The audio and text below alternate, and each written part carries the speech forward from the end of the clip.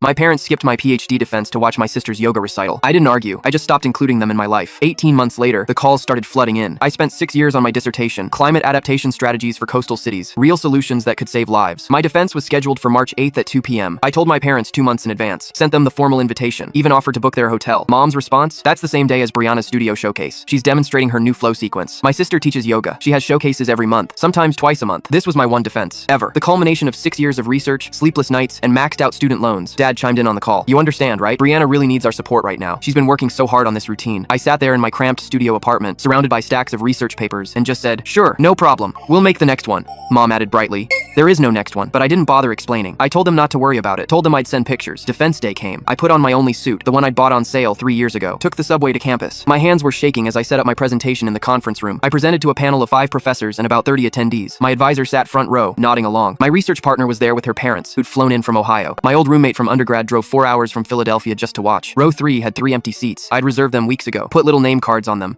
Dr. Patricia Chen and guest, Dr. Robert Chen and guest. Those cards sat there the entire 2 hours, facing an empty row, but I crushed it anyway. Answered every question, defended every methodology, explained every data point with clarity I didn't know I had. The panel deliberated for 20 minutes. When they came back, Dr. Morrison, the toughest professor in the department, actually smiled. Congratulations, Dr. Chen. You've passed with distinction. This work is genuinely groundbreaking. The room applauded. People shook my hand. My advisor hugged me. My roommate took photos. We went out for drinks after. It should have been perfect. That night, around 11 p.m., Mom texted, how'd it go? 5 words. 5 hours after my defense ended. No, sorry, we missed it. No, wish we could have been there. I stared at that message for a full minute. Then I typed back, good. That was it. That was all she got. The next morning, I went through my phone methodically, removed them from my emergency contacts, changed my settings so their calls wouldn't come through as priority, unfollowed them on Facebook and Instagram, didn't block them, just stopped looking. I stopped calling every Sunday, stopped sending updates about my job applications, stopped existing in their world the way they'd stopped existing in mine. 3 weeks later, Dad called. I let it ring. He left a voicemail asking why I'd been so quiet. Didn't mention the defense, didn't apologize, just wondered why I wasn't calling. I deleted it. 4 months later,